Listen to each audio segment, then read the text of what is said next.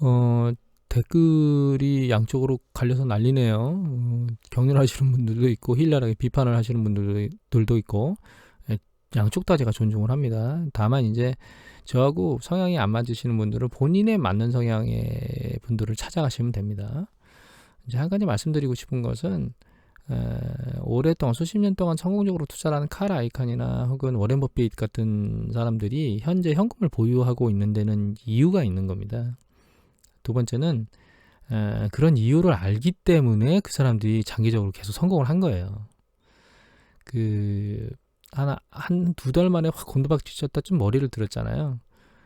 이런 걸 보고서는 양은냄 비 끓듯이 푸럭푸럭 하시는 분들은 제 동영상을 보시면 안 돼요. 본인의 그 귀중한 시간을 허비하시는 거예요. 그러니까 본인한테 맞는 사람들을 찾아가시면 됩니다. 일단 우리가 생각해 봐야 될 거는 그 지금 주식시장이 왜 올라왔냐면 곤두박질 쳤던 걸 이제 연준에서 떠받치면서 바닥을 만들고 반등을 시작했고요. 그 다음에 좀 시간이 지나서 이제 활동이 재개될 것이다. 좀 코로나가 진정되는 상황으로 보이니까 활동이 재개되는 것이다. 재개되면 괜찮아질 거다라고 하는 걸로 이제 추가적인 반등이 올라왔고, 최근 이제 마지막으로 렘데시비르가 뭔가 효과가 있다라고 하는 이걸 가지고 단계별로 지금 올라왔거든요. 근데 이제 오늘 주식시장 새벽에 아직 이제 장이 끝나진 않았는데 보니까 전 이제 이 미국장이 마이너스가 난 게 눈에 보이진 않고 사실 유럽장이 마이너스 3.5까지 프랑스가 빠진 게 사실 눈에 확 들어와요. 그래서 야 이게 미국장 렘데시비로 얘기할 때는 뭐 완전히 끝난 것 같이 보이는데 유럽장은 왜 이렇게 많이 빠졌지? 이런 생각이 잠깐 들었습니다. 근데 이 미국장이 좀 빠지는 이유는 보니까 여기 보면 이제 다우 지수가 이게 뭐 심각한 거 경제 데이터 때문에 심리적으로 이제 위축을 받고 있는 것 같아요. 근데 여기 보면 신규 실업수당 청구 건수가 380만 건이 나왔어요. 그러니까 이제 이게 어느 정도 잠잠해질 때가 됐는데 이렇게 아직까지 나오고 있다라고 하는 어떤 반응이겠죠. 그래서 이미 동영상에서 말씀드렸지만 이제 점진적으로 이제 그 경제 지표가 현실화되면서 이제 시장이 짓눌릴 거라고 말씀을 드렸었는데 앞으로도 이제 이런 일들이 계속 생길 거라고 제가 개인적으로 생각하고 있습니다. 이제 중요한 거는 지금 앞에서 본 세 단계로 주식시장이 밀려 올라왔는데 근본적인 게 바뀌었느냐가 사실 먼저 가장 봐야 될 거예요. 근데 이제 제가 먼저 보여드리고 싶은 거는 이제 기업의 이익 부분인데 이게 이제 빨간 게 기업 이익 추세고 이제 연두색이 주가 지수 추세거든요. 근데 이제 보시면 기업 이익이 정점까지 계속 주가처럼 주식시장 같이 움직이는 게 아니에요. 그 전에 이미 기업 이익은 횡보하거나 밑으로 하락해요. 주식시장은 올라가요. 그때. 글로벌 금융위기 때는 사실 극단적이었는데 2012년도 1쿼터까지만 올라가고 나머지 부분은 계속 횡보했어요. 기업이. 그런데도 불구하고 주식시장 계속 밀려 올라갔거든요. 이게 이제 상당히 저금리 기조를 유지하고 친주식시장 정책을 핀 연준의 이 만들어낸 이 흔적입니다. 사실은. 아무튼 이런 상황에서 주식시장이 올라가는 거는 우리가 주식시장은 기업의 이익을 대변하잖아요. 그래서 이제 EPS가 막 늘어나고 그에 대해서 이제 주가가 계속 올라가는데 조작 행위가 만들어집니다, 사실. 그래서 이거 이제 야르디니 리서치의 4월 29일자 보면 보신 거죠. 바이백 그 자사주 매수를 주로 이제 경기 정점 부분에 가면 가장 많이 해요. 왜냐하면 이미 앞에서 보신 것처럼 기업의 이익이 안 늘어나고 있거든요. 그러니까 이제 이거를 EPS가 늘어났다고 조작을 하고 싶은데 어떻게 조작하냐면 그 자사주를 매수해서 유통 주식 수를 줄여요. 그러니까 우리가 퍼라고 하는 게 그러니까 단기 수익을 유통 주식수로 나눠준 게 퍼인데 밑에 있는 분모 유통 주식수를 줄여주면서 단기 수익률을 안 움직여도 EPS가 늘어나도 조작을 하거든요. 근데 이제 요번에는 2018년도에 가장 많이 매수를 했어요, 자사주를. 근데 우리가 이제 중요하게 봐야 될 건 뭐냐면 이제 그 뒤에는 경기 수축 국면에서 자사주 매수를 안 한다는 거예요. 이제 이 두 가지 이유인데 첫 번째는 기업의 이익이 줄기 때문에 유통 주식수를 줄이는 자사주 매수만으로는 이 펄을 못 늘려 이제 적정한 수준을 유지를 못 합니다. 굉장히 그러니까 단기 수익률이 많이 줄면서 유통 주식수를 줄여도 퍼가 고평가로 계속 움직여요.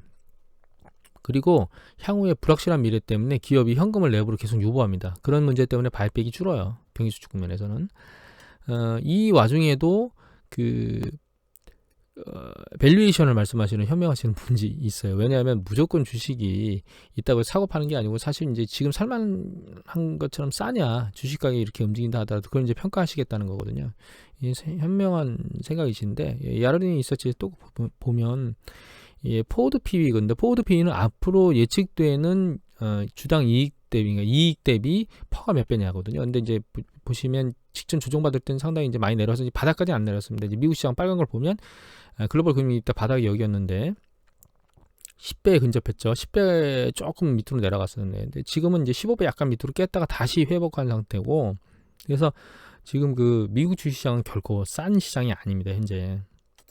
근데 이제 우리가 한 가지 봐야 될 게, 여기 뉴스 기사에 보면 이제 기업이익이 실적이 줄어가지고 사실 배당도 줄이는 상황이에요. 근데 앞으로도 이런 부분들이 지속될 가능성이 이제 높다고 보고 있습니다. 개인적으로는 지금 이제 락다운이 풀린다 하더라도 기업이 일단 비상경영 체제 안에 들어가 있는 기업들이 상당히 많잖아요. 그다음에 향후가 어떻게 될지 이제 불확실하기 때문에 기업은 결과적으로는 자금을 계속 현금을 유보하려고 할 거예요. 그래서 이제 배당은 중단된 게 계속 지속될 것 같고, 또 한 가지 우리가 봐야 될 게 이건데, 이제 이게 재고거든요. 재고인데 경기 수축 국면에서 재고가 일정 수준 쭉 내려온다는 걸 아실 수 있을 거예요. 근데 지금은 재고 수준이 굉장히 조정되게 미비합니다. 근데 이 재고가 미비한 거는 어떤 문제를 야기하냐면, 이게 경기 확장 국면에서는 상관이 없어요. 이게 계속 좋을 거라고 생각하기 때문에 이제 재고가 일정 수준 쌓여도 계속 쌓거든요. 왜냐하면 소비자의 대응에 빠르게 기업들이 대응하기 위해서 재고를 계속 쌓아요, 적정 수준으로. 그런데 향후가 불투명하다고 생각할 때 재고가 쌓여 있으면 공장 창고에 물건은 쌓여 있는데 안 나가잖아요.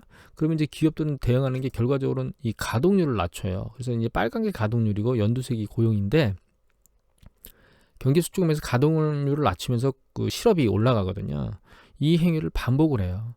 근데 이제 가동률이 직전에 굉장히 많이 빠졌거든요. 근데 이 빠진 게 많이 빠지긴 했지만, 이게 지금 그럼 도대체 어느 수준에 멈추느냐, 아니 멈춰야 되잖아요, 이것처럼. 근데 그 멈추는 게 다시 거꾸로 돌아가면 이제 재고 수준에서 나오는 거예요. 그러니까 일정 수준 재고가 쭉 빠져서 재고를 제로로 만들 수는 없습니다, 기업이. 적정 수준을 쌓아야 되는데, 야, 내가 이 정도까지 내려왔는데 향후를 봤더니 이제는 좀 쌓아야 될 것 같아까지 내려가기 전까지는 이 가동률이 계속 감소할 거예요. 결과적으로는 뭐냐면 이 실업이 급격하게 회복이 될 수 없다는 게 문제라는 거예요. 그래서 제가 지금 생각하는 건 근본적으로 바뀐 건 없어요, 지금 미국 시장은. 연준이 뭘 했건 아니면 뭐 렘데시비르가 나왔건 그다음에 재개를 하건 어떤 건 간에 지금 상황은 경기 수축 국면에 초입에 있는 거고, 아직 뭔가 해결된 기미가 보이지 않아요. 그러면 이제 직전에 밀고 올라왔던 것들이 이 상황을 해결할 수 있겠느냐를 다시 한번 생각해 봐야 되는데, 제일 먼저 생각해 봐야 될 게 연준이죠. 연준이 무제한으로 달러를 풀고 회사채도 매입하고 난리를 쳤습니다. 그게 이제 3월 24일께 발표가 나고 이제 그 뒤로 계속 진행을 했는데, 문제는 지금 이렇게 진행해서 4월 달까지 왔는데도 불구하고 지금 이 실업률이 잠잠해지지가 않는 거예요. 몇백만씩 계속 나오고 있는 거죠. 몇십만도 아니고. 그거는 연준이나 중앙정부에서 뭔가 행위를 하고 있는 게 효과를 발휘하는데 한계가 있다는 걸 일단 보여주는 겁니다. 첫 번째, 물론 경제가 재개되면, 예를 들면 레스토랑 같은 경우 영업을 못하고 있다가 뭐 요리사 셰프들 출근해야 되고 서빙 보는 사람들도 다 출근해야 되니까 고용에 대한 부분이 해소될 수 있습니다, 일정 수준에서. 하지만 제조업이나 이런 쪽에서 가동률을 급격히 낮춘 곳은 사실 공장을 다시 재개를 과거처럼 확 돌릴 수가 없어요. 적정 수준에서 그냥 그걸 끌고 가는 수밖에 없고, 가동률을 더 줄이게 되면 그 사람들, 왜냐하면 물건이 쌓여 있으니까 가동률을 더 줄이게 되면 그 해고의 상황이 더 발생할 수 있어요. 또 예를 들면 여행업계 중에 대표적인 항공 같은 경우에는 경제가 재개된다고 하더라도 사실 해외로, 그러니까 국내에 움직이면 모르겠지만 해외로 움직임에 대한 부분은 상당히 제한적일 거거든요. 그러면 결과적으로는 그 항공에서 종사하는 많은 사람들이 이 실업 상황을 계속 유지할 수밖에, 그러니까 그런 상황에 처해 있을 수밖에 없는 상황이 지속될 거라는 거예요. 또 한 가지는 이제 렘데시비르에 대한 건데, 저는 이제 렘데시비르가 신약이 될까, 뭐 이거 신약이 되고 안 되고의 문제점에 대한 것들을 생각해 보면, 여기 돌파구는 아니다라고 얘기가 나왔는데, 저는 여기 있는 파우치 소장하고 좀 생각이 다른 게, 이제 이분이 뛰어나신 분이고 위대하신 분입니다. 저보다 훨씬 더 많이 하죠, 병에서. 근데 전문가들 중에서 좀 나뉘고 있어요. 이게 이제 획기적인 것 아니다. 근데 이제 내용을 들여다보면, 여기 보시면 렘데시비르를 투여하지 않은 환자는 15일 걸렸는데 투여한 사람은 11일 걸렸다고 그랬거든요. 그러면 이게 차이가 뭐죠? 렘데시비르가 없어도 그냥 4일만 더 입원하면 회복된다는 거잖아요. 차트상으로 보면 이게 빨간 게 그 기간이 될 때마다 이제 회복되는 누적적인 어떤 율, 개선되는 율인데, 밑에 거는 기존의 치료에 대한 율이거든요. 차이가 보이십니까? 이게 사실 치료제라면 극단적인 사례가 가장 좋은 사례가 예를 들면 이제 올해 이 코로나 사태가 난리치기 직전 2월 달에 독감에 걸렸었습니다. 근데 독감에 걸렸거든요. 근데 병원에 갔더니 일단 검사를 해서 뭐 코로나니 어쩌고 저쩌고 이런 검사는 뭔지 이제 바이러스 검사를 먼저 하더라고요. 하니까 이제 A형 독감이 나온 거예요. 그러니까 타미플루 하나 처방해주고 그거 먹고 나서 가라고 그랬어요, 집에. 이제 약 안 먹어도 된다. 추가된 약이 없다. 이게 치료제거든요. 근데 지금 렘데시비르는 뭐예요? 이렇게 한 방에 치료로 하는 게 아니고 며칠 동안 계속 투약을 해서 치료했어요. 그러면 이게 지금 치료하고 있는 거하고 무슨 차이가 있습니까? 거기다가 그 사망률이 11%대인 게 8%로 떨어졌다는 걸 제가 봤거든요. 그러면 이 3% 죽은 의미가 있지만 사실 치료제야 그러면 거의 제로에 붙어야 되는 거 아닌가요? 전 개인적으로 렘데시비르가 이렇게 주식시장을 밀어올리는 게 저는 개인적으로는 이게 그 단기 호재로 끝날 수밖에 없다고 생각을 하고 있어요. 그러니까 이게 코로나를 정복할 수 있는 거는 아닌 거고 최소한 코로나를 정복하려면 제가 경험했던 독감 A가 타미플루로 약 하나를 먹고 완전히 해결되는 그런 수준의 치료제가 나와야지.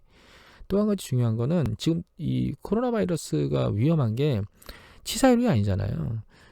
전파율이거든요. 또 한 가지는 그 무증상 전파자가 있다는 거예요. 확인도 안 된 데 이 사람이 전파를 하고 다닌다는 거죠. 그러니까 무증상 전파자가 어디 가서 전파율이 높게 이렇게 하게 되면 결과적으로는 이 코로나가 환자가 완전히 제로 상태로 가지는 못할 거라는 게 가장 위험성이 큰 거기 때문에 그것 때문에 이제 락다운을 하고 있는 거죠. 그런 것들을 해결할 수 있는 중요한 건 아니라는 거예요. 마지막으로 이 열고 안 열고의 찬반이 너무 뜨겁다는 거예요. 사실은 이 오피니언 뉴스 잘 보면 밑에 결과적으로 이제 공화당하고 민주당 양당이 나누어서 얘기를 하고 있는데 그 양당이 나눠진 게 정치적인 얘기 색깔도 있지만 사실 심리적으로 양쪽으로 나눠져 있겠죠. 그러면 중요한 거는 100%가 과거처럼 돌아가지 못한다는 거예요. 그러면 뭐 위에 밑에 중앙 회색지대 이렇게 있겠죠. 그중에 뭐 예를 들면 30%는 과거로 못 돌아가요. 그럼 과거만큼 쓰던 패턴을 안 한다는 뜻이거든요. 그럼 나머지 70이 나머지 30이 안 하고 있는 것까지 더 많이 해야 되는데 가계소비는 그렇게 안 합니다. 자기의 수준에 맞춰서 상황에 맞춰서 하는 거지 남이 안 쓰니까 내가 써 이런 게 아니거든요. 그게 이제 경기 수축을 계속 야기하게 되는 문제 중에 하나입니다, 사실. 왜냐하면 실업률이 대부분의 사람들은 대규모의 실업을 경험 안 해요. 그런데도 불구하고 그 소비 주머니를 안 열거든요. 그건 이제 심리적인 상황 때문에 그렇게 만들어지는 거예요. 근데 지금 이제 심리적인 상황이 완전히 해결이 안 되는 상황이기 때문에 경기 수축은 단기간에 해결이 될 수 없고 이런 과정이 지속되면 기업의 이익이 수축 국면에서 계속 감소하게 되거든요. 그 감소의 패턴을 앞으로도 지속할 거라고 현재 저는 보고 있습니다. 그러면 주식시장이 결과적으로는 윗방향으로 가기가 쉽지 않다는 거예요. 우리가 투자라고 하는 거하고 자산관리라고 하는 걸 잘 이해를 못 하시는 분들이 있어요. 대부분이 사실 못 합니다.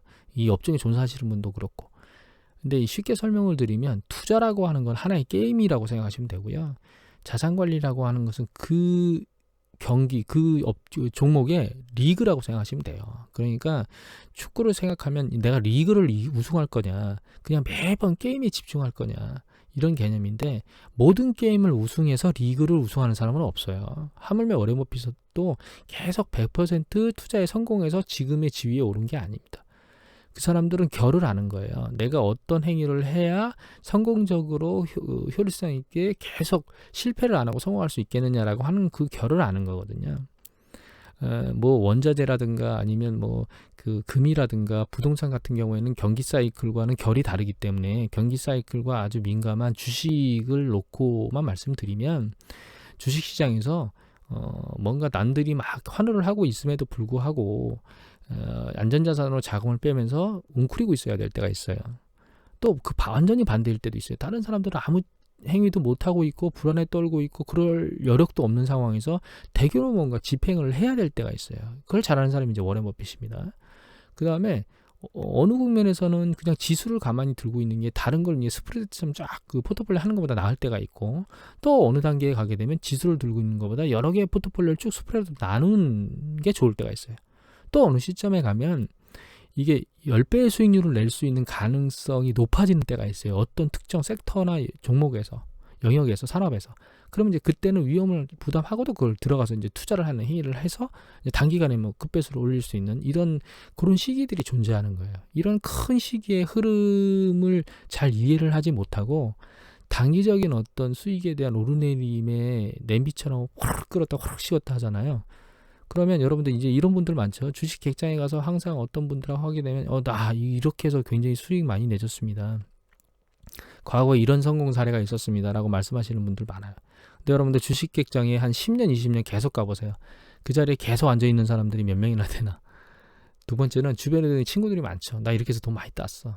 나 굉장히 투자에 자신감이 붙었어. 그런데 그런 분들 중에서 5년, 10년, 15년, 20년 동안 계속 그런 얘기를 하는 분들이 몇 명이나 되나 한번 보세요. 우리가 투자라고 하는 개념하고 자산관리라고 하는 개념을 잘 이해를 하셔야 되고, 자산관리는 그 냄비 끓듯이 파락파락 해서 성공할 수 있는 게 아닙니다.